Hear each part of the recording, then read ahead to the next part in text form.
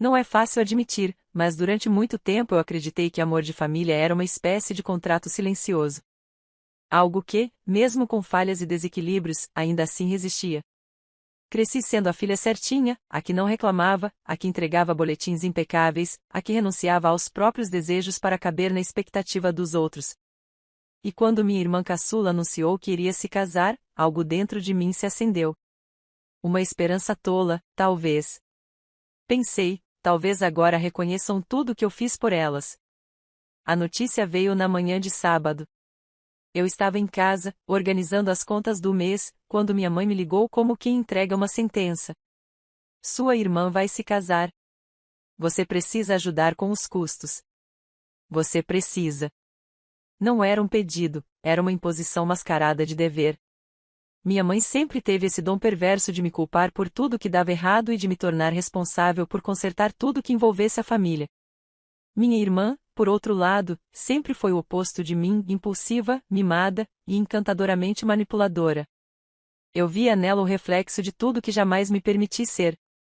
E talvez por isso, por culpa, por cansaço, por esse apego doentio que chamamos de laços familiares, eu aceitei. Quanto vocês estão precisando? Perguntei, embora já soubesse a resposta antes mesmo dela abrir a boca. Metade, respondeu minha mãe, como se fosse a coisa mais justa do mundo. O casamento vai ser lindo, sua irmã merece. Merece. Não sei por que aquela palavra me doeu tanto. Talvez porque ninguém nunca tenha dito isso de mim. Talvez porque, ao contrário da minha irmã, que nunca trabalhou um dia sequer na vida, eu ralava todos os dias para ter uma vida estável. E ali estava eu, prestes a tirar uma fatia enorme do meu suado dinheiro para bancar um conto de fadas de alguém que mal sabia o que era esforço. Ainda assim, eu paguei. Fiz a transferência sem questionar, sem exigir recibo, sem fazer drama. Era minha irmã. Era minha mãe. Era, como disseram, minha obrigação. Os meses seguintes passaram em um turbilhão de tarefas e ausência. Minha mãe e minha irmã pouco me incluíam nos preparativos. Diziam que estavam ocupadas, que já haviam se resolvido com tudo, que eu só precisava comparecer na data marcada. A data que me deram foi o segundo sábado de março, às 17 horas, no sítio Vale do Sol, um espaço para eventos afastado da cidade. Marquei na agenda. Comprei um vestido novo. Fiz as unhas, arrumei o cabelo. Achei que seria, ao menos naquele dia, incluída. Olhei para mim no espelho antes de sair e, pela primeira vez em muito tempo, gostei do que vi. Sorri. Eu ia ao casamento da minha irmã. Talvez, quem sabe, ela até agradecesse. Talvez dissesse, não teria sido possível sem você. Mas quando cheguei ao local, tudo estava vazio. Não havia carros no estacionamento. Os portões estavam trancados com correntes grossas. As luzes apagadas, o gramado coberto de folhas secas. Meu coração afundou. Olhei no celular para confirmar se havia errado a data. Estava tudo ali, sábado, 17 horas. O local estava certo. A data, também. Liguei para minha irmã. 1, 2, 3 vezes. Nada. Na quarta, ela atendeu rindo. Uma risada estridente, carregada de deboche. Ah, você foi mesmo? Disse ela, como se estivesse contando uma piada interna. O casamento acabou, querida. Já foi. Mas obrigada por ser nosso caixa eletrônico. A ligação caiu antes que eu pudesse responder. O silêncio depois disso foi ensurdecedor. Fiquei ali, parada diante daquele portão trancado, sentindo o gosto amargo da humilhação descendo garganta abaixo. Minha mãe me ligou poucos minutos depois. Atendi no viva voz, com a voz ainda embargada. Mãe, vocês fizeram isso de propósito? E o que tem? Ela retrucou, com a frieza de quem nunca viu problema algum. É sua obrigação apoiar a família. Você sempre teve mais que a sua irmã. Está apenas retribuindo. Retribuindo? Naquele momento, eu entendi tudo. Não havia erro. Não havia mal-entendido. Elas tinham planejado tudo. Me deram uma data falsa. Me deixaram de fora intencionalmente. Usaram o meu dinheiro, riram da minha boa vontade, da minha ingenuidade, da minha solidão. Mas o que elas não sabiam é que, naquela noite, eu não voltei para casa com o coração partido. Voltei em silêncio. E foi naquele silêncio que a raiva encontrou um lugar para crescer. Um espaço fértil, aquecido por anos de ingratidão, de abuso emocional disfarçado de dever familiar. Demorei 20 minutos para redigir o e-mail. Usei um tom educado, formal. Anexei os comprovantes das transferências que fiz, descrevi em detalhes como fui ludibriada, e finalizei com uma frase que ele jamais esqueceria. Boa sorte com sua nova família. Tenho certeza de que vai adorar saber que a fortuna que imaginava casar não existe, e o dinheiro que usaram, foi meu. Saudações. Enviei para o endereço de e-mail do meu cunhado. O mesmo que minha irmã havia compartilhado comigo meses antes, quando ainda fingia me tratar como irmã.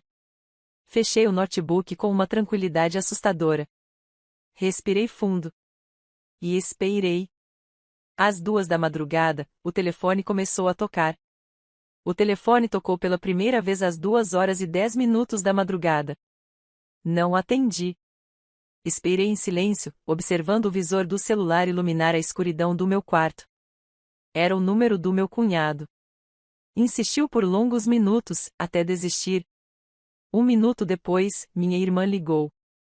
Em seguida, minha mãe. Depois de novo ele, e de novo ela. E assim foi até quase 4 da manhã. Eu permaneci imóvel, olhando para o teto, como se pudesse ver cada pedacinho do castelo de mentiras que elas haviam construído desabar lentamente. A paz que senti naquela madrugada não foi de quem perdoa, mas de quem finalmente parou de fingir que não percebe o próprio valor sendo pisoteado. Na manhã seguinte, o telefone estava cheio de mensagens de texto, áudios longos e desconexos, tentativas desesperadas de se explicarem. Eu li todas. Em silêncio. Degustando cada frase como se fossem confissões arrancadas sob pressão. O melhor áudio veio do meu cunhado. O que você quer dizer com a fortuna não existe? Ele dizia, com a voz alterada. Sua irmã disse que vocês tinham investimento, que a família era rica. Isso é golpe? Ela mentiu para mim esse tempo todo? Golpe. Engraçado como uma palavra pode virar tudo de cabeça para baixo quando pronunciada no contexto certo. Abri o perfil dele no Instagram e comecei a observar melhor o tipo de vida que ele levava. Terno de grife em todas as fotos, viagens luxuosas, jantares em restaurantes caros. Tudo de fachada. Nada, absolutamente nada, batia com o que minha irmã havia me contado sobre ele. E o mais saboroso de tudo era saber que ela, iludida com a ideia de ter encontrado um príncipe encantado milionário, havia se casado com um homem tão desesperado por status quanto ela. Eles mereciam um ao outro. E agora, mereciam a ruína juntos. Na tarde daquele mesmo domingo, minha mãe apareceu na porta do meu apartamento. Tocou a campainha com insistência. Eu assisti da janela, sem abrir. Vi seu rosto, a maquiagem borrada, o olhar de fúria e de medo. Gritou meu nome. Pediu que eu descesse. Disse que precisava conversar. Eu apenas fechei as cortinas. No fundo, ela sabia que não era a primeira vez que me tratavam como um nada, mas talvez fosse a última vez que eu aceitava isso calada. Na segunda-feira, fui trabalhar normalmente. Ninguém imaginava o furacão que se passava dentro de mim. Cumpri minhas tarefas, participei das reuniões, respondi aos e-mails.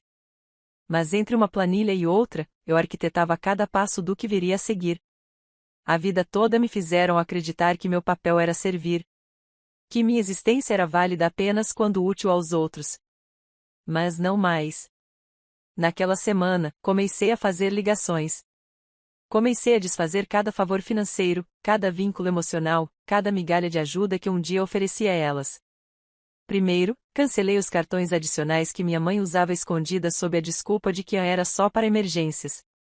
Depois, entrei em contato com o buffet que teoricamente havia feito o casamento e pedi a nota fiscal do evento. Descobri que não houve festa nenhuma. Nada foi pago. Eles não conheciam o nome da minha irmã.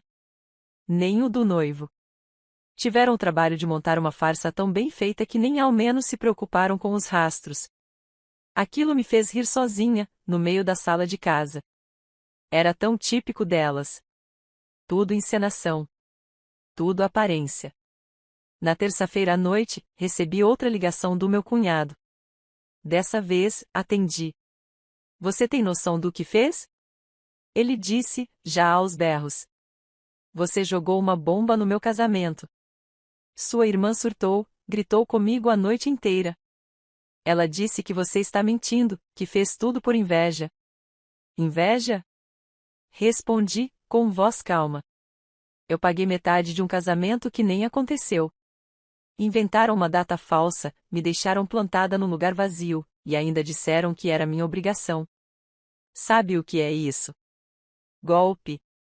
Não foi só em você, foi em mim também. Mas a diferença é que eu acordei. Houve silêncio do outro lado da linha. Depois, um suspiro pesado. E então, como se estivesse falando consigo mesmo, ele murmurou. Ela me pediu dinheiro. Disse que precisava pagar as flores, o vestido, a festa. Eu dei tudo, até meu carro vendi. Mas ela dizia que o investimento da família ia nos sustentar depois. Fechei os olhos, saboreando cada palavra. Eles tinham se enganado mutuamente, e o castelo de cartas que construíram agora desabava em cima dos dois. Boa sorte, então, finalizei. Agora é com você. Desliguei antes que ele pudesse dizer mais alguma coisa. Na quarta-feira, minha irmã me bloqueou em todas as redes sociais. Mandou mensagens ofensivas para nossos conhecidos em comum, dizendo que eu estava destruindo sua vida. Que eu era amargurada, invejosa, cruel. Mas curiosamente, não contou a ninguém o motivo de sua fúria. As ligações da minha mãe cessaram 2 dias depois. Silêncio absoluto. O mesmo silêncio que eu conhecia desde criança, quando, ao discordar de algo, ela fingia que eu não existia. Era o castigo supremo dela, o esquecimento. Mas dessa vez, eu não doía. Dessa vez, o silêncio me libertava. Na sexta-feira, fechei uma pasta com todos os documentos, prints, comprovantes e mensagens. Deixei tudo salvo na nuvem, protegido por senha. Não porque eu pensasse em processá-las ainda, mas porque eu queria estar preparada para qualquer tentativa de reviravolta. Eu as conhecia bem demais para baixar a guarda completamente. Naquela noite, me sentei na varanda com uma taça de vinho e olhei para o céu. Pela primeira vez em anos, eu me senti em paz. O jogo estava apenas começando. E agora era a minha vez de me divertir. Sempre me disseram que vingança é um prato que se come frio. Mas ninguém fala sobre o sabor. Eu diria que ele é sutil. Uma mistura de alívio e justiça, com um toque de ironia. Não há gritos, nem escândalos, apenas uma paz silenciosa que se instala quando o mundo começa a devolver exatamente o que foi tirado de você. E foi nesse estado de espírito que eu iniciei minha pequena dança. Na segunda-feira seguinte, recebi uma mensagem inesperada. Era o advogado da minha irmã. Sim, ela havia arranjado um advogado. Na mensagem, ele dizia que eu estava causando danos emocionais significativos ao casal, que meu e-mail havia desestabilizado o matrimônio e me pedia que me retratasse formalmente. Tive que reler 2 vezes para ter certeza de que aquilo não era piada. Retratação? Pelo que exatamente? Por abrir os olhos de um homem adulto que foi burro o suficiente para se casar com base em uma fortuna imaginária? Por gastar meu dinheiro honestamente enquanto eles mentiam, enganavam e me humilhavam. Ah, por favor. Respondi ao e-mail do advogado com um anexo, os comprovantes das transferências que fiz para o suposto casamento, as conversas com minha irmã agradecendo pelo apoio financeiro e os prints das mensagens que recebi depois da farsa.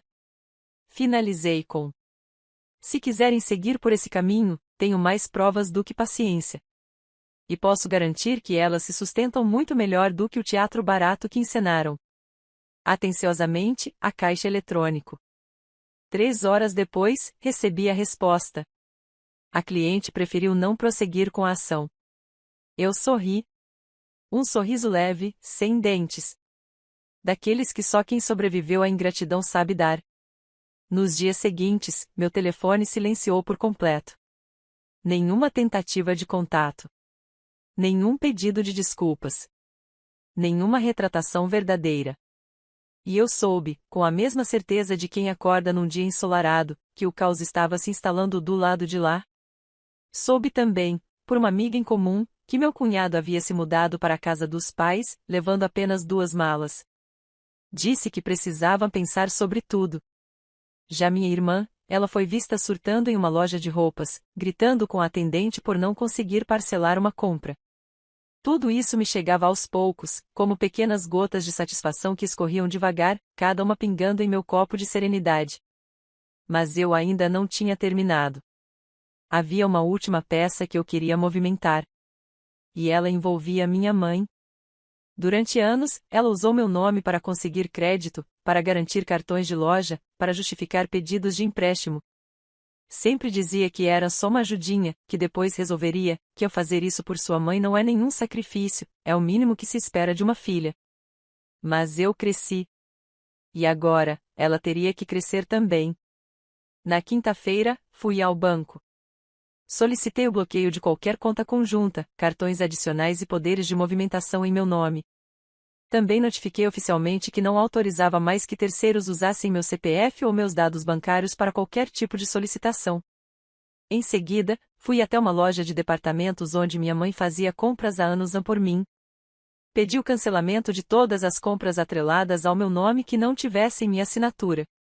E quando perguntaram se eu tinha provas de que ela havia usado meus dados sem minha autorização, que sorte, eu tinha. Mensagens, fotos de notas, conversas inteiras arquivadas no meu celular. Deixei tudo lá. Quando saí, era fim de tarde. Sentei no banco da praça em frente e fiquei observando as pessoas passarem. Pela primeira vez em muitos anos, eu sentia que estava, de fato, vivendo minha própria vida. Cada atitude era um tijolo novo na construção da mulher que eu decidi ser. E foi então que vi minha irmã do outro lado da rua. Ela me viu também. E por um breve momento, nossos olhos se encontraram. Dessa vez, não havia deboche. Não havia arrogância. Havia medo. Ela atravessou a rua devagar e parou a poucos passos de mim. Estava abatida, descabelada, com olheiras profundas. A maquiagem mal feita só evidenciava o quanto ela estava perdida. Ainda assim, tentou erguer o que restava do orgulho. Você acabou com tudo. Olhei para ela, ainda sentada, e falei com a voz baixa. Não. Eu só tirei o véu. Vocês é que viviam na mentira. Você se vingou. Isso não é certo. O que vocês fizeram comigo, isso era. Ela engoliu em seco. Ele me deixou, confessou, a voz trêmula. Disse que não confia mais em mim. Disse que não tem mais dinheiro. Que menti para ele. Agora ele quer processar. E o que você esperava? Respondi, me levantando. Casou com ele por dinheiro, e ele casou com você pela mesma razão. Mas nenhum de vocês tinha o que o outro queria. Foi só um jogo, e agora o tabuleiro virou. Ela segurou meu braço. Por favor, a mãe tá desesperada. Diz que o nome dela foi bloqueado em várias lojas. Que não consegue comprar mais nada. Ela tá achando que você? Que eu finalmente cansei. Soltei meu braço devagar. Encarei o rosto dela, e disse com firmeza. Eu passei a vida sendo o esteio dessa família. Mas ninguém constrói uma casa com um alicerce podre. E vocês me apodreceram por dentro. Me sugaram. Me manipularam. Me fizeram acreditar que ser útil era sinônimo de ser amada. Mas eu entendi. Vocês nunca me amaram. Só amaram o que eu podia dar. Ela não respondeu. Apenas ficou ali, parada, com os olhos marejados. Agora é a vez de vocês se virarem, continuei. A caixa eletrônica está fora de serviço. Indefinitivamente. Virei as costas e fui embora. Não olhei para trás. Naquela noite, dormi profundamente. E sonhei com uma casa vazia. Limpa. Sem gritos, sem cobranças, sem exigências disfarçadas de amor. Sonhei com liberdade. E ao acordar, entendi que o sonho havia começado a se realizar. Os dias que seguiram foram estranhos. Não pelo silêncio, esse, agora, era meu aliado. Mas pela ausência do peso. Durante tanto tempo, viver foi um exercício constante de carregar fardos que não eram meus. As contas da casa da minha mãe, os caprichos da minha irmã, as cobranças disfarçadas de pedidos, os convites que vinham sempre com dígitos envolvidos, usam você pode ajudar, né? Usam só dessa vez em que se acumulavam até virarem regra. De repente, tudo isso sumiu. E o espaço que sobrou parecia um quarto vazio depois da mudança. Nos primeiros dias, confesso, senti culpa. Ela é como aquela visita indesejada que aparece sem avisar e se senta no sofá da sala. Culpa por ter dito não. Culpa por ter me imposto. Culpa por ter, enfim, me escolhido. Mas ao contrário das vezes anteriores, eu não deixei que ela ficasse. Toda vez que a culpa tentava tomar conta, eu me lembrava da minha irmã rindo no telefone. Da minha mãe dizendo que era minha obrigação apoiar a família. De como, por anos, me fizeram acreditar que amar era sinônimo de se anular. E aos poucos, fui me limpando por dentro. Comecei com pequenas coisas. Abri as cortinas pela manhã, como se dissesse ao mundo, eu estou aqui. Fiz compras para mim, pela primeira vez em meses, sem calcular quanto sobraria para os outros. Voltei a ler, voltei a cozinhar só para mim, voltei a caminhar no fim da tarde. Pequenos gestos que antes pareciam luxo agora se tornaram sagrados. Reencontrei amigos que há muito tempo estavam afastados. Alguns se espantaram ao saber de tudo. Outros disseram que já desconfiavam, mas que era delicado se meter. Eu não os culpei. A verdade é que, quando se vive refém da própria família, até os de fora hesitam em tentar abrir a cela. Na terceira semana sem nenhum contato, minha mãe me mandou uma mensagem simples. Espero que esteja feliz. Li aquilo com uma tranquilidade absurda. Não respondi. Eu sabia o que ela queria provocar.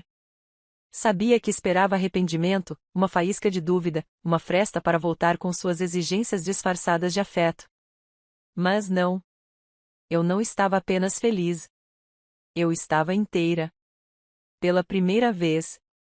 Foi também nessa época que decidi revisitar minha infância. Peguei um velho álbum de fotos guardado no fundo do armário. Cada página virada era um reencontro com a menina que eu fui. E, ao mesmo tempo, um confronto com as ausências. A maioria das fotos era da minha irmã. Vestidos de festa, aniversários temáticos, viagens em família nas quais eu mal aparecia. Quando estava, era sempre num canto, desfocada. Como se eu fosse só um plano de fundo na vida delas. Fechei o álbum com firmeza. Aquela menina ainda morava dentro de mim. Mas agora, ela tinha crescido. E não ia mais aceitar ficar nas sombras. Foi então que recebi um convite inesperado. Um colega do trabalho, Lucas, me chamou para um jantar entre amigos. Relutei. Não por ele, que sempre foi gentil, mas por mim. Por medo de me sentir deslocada, de ainda carregar os resquícios de uma mulher que vivia em função dos outros. Mas fui. E, para minha surpresa, me diverti. Rimos, conversamos sobre livros, sobre viagens, sobre sonhos. Ninguém me pediu nada. Ninguém me usou. Ninguém cobrou minha lealdade em forma de depósito bancário. Pela primeira vez, me senti pertencente. Na volta para casa, olhei pela janela do carro enquanto a cidade passava por mim em fragmentos iluminados. E uma pergunta surgiu dentro de mim com a força de um trovão. Por que eu me deixei prender por tanto tempo? A resposta veio em forma de memória. Lembrei da primeira vez que minha mãe me disse que eu era forte. Eu devia ter uns 10 anos. Ela chorava por causa de uma briga com meu pai, e eu a abracei, prometendo que tudo ia ficar bem. Ela me olhou nos olhos e disse: Você é a única que me entende. É a minha rocha. E ali começou tudo. Aquela frase, dita com tanto peso, me transformou numa espécie de guardiã da dor alheia. Eu cresci achando que meu valor estava em suportar. Que amar era carregar. Que ser boa filha era ser escudo. E por acreditar nisso, permiti que me sugassem até o limite. Mas agora eu sabia. Ser forte não é aceitar tudo. É saber o que não se deve mais aceitar. Na semana seguinte, fui chamada para uma reunião na empresa. Uma proposta de promoção. Eu quase recusei, por impulso, por aquele velho hábito de me diminuir, de achar que não merecia. Mas respirei fundo. E aceitei. Com o novo cargo, veio um aumento. E com o aumento, tomei uma decisão: comprar meu próprio apartamento. Pequeno, modesto, mas meu. O contrato foi assinado num fim de tarde chuvoso. E ao sair do cartório, me permiti chorar. Chorar por todas as vezes que fui desvalorizada. Chorar por cada esforço invisível. Por cada "você tem mais que a sua irmã" usado como justificativa para me explorar. Chorei por mim. Mas não eram lágrimas de dor. Eram de alívio. A vingança não foi um grito. Foi um sussurro. Um passo de cada vez, em direção ao que eu sempre neguei a mim mesma, a liberdade de existir sem me desculpar por isso. E, ironicamente, minha maior vingança foi justamente essa: seguir em frente sem precisar machucar de volta. Porque eu sabia, o peso da verdade já estava esmagando cada uma delas. A mudança para o meu novo apartamento aconteceu em um sábado de céu limpo. Havia luz pelas janelas, e mesmo com as caixas ainda empilhadas e os móveis improvisados, aquela era a casa mais bonita onde já estive. Porque era minha. Porque fui eu quem pagou, planejou, conquistou. Porque nenhum centavo daquela conquista vinha das migalhas de afeto trocadas por dinheiro. Nenhum pedaço daquele lar carregava o peso da obrigação de amar quem só sabia exigir. Abri uma garrafa de vinho simples e sentei no chão da sala, entre caixas ainda fechadas. Tomei o primeiro gole com os olhos marejados, lembrando de tudo o que precisei atravessar para chegar até ali.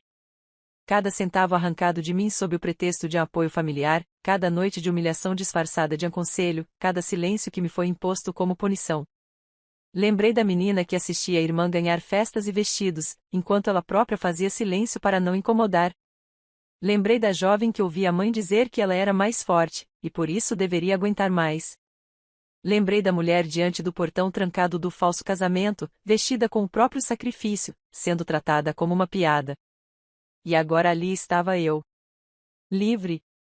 Na semana seguinte, soube por colegas em comum que a situação na casa da minha mãe estava caótica. Minha irmã havia voltado a morar com ela, depois de ser despejada do pequeno apartamento alugado com o marido.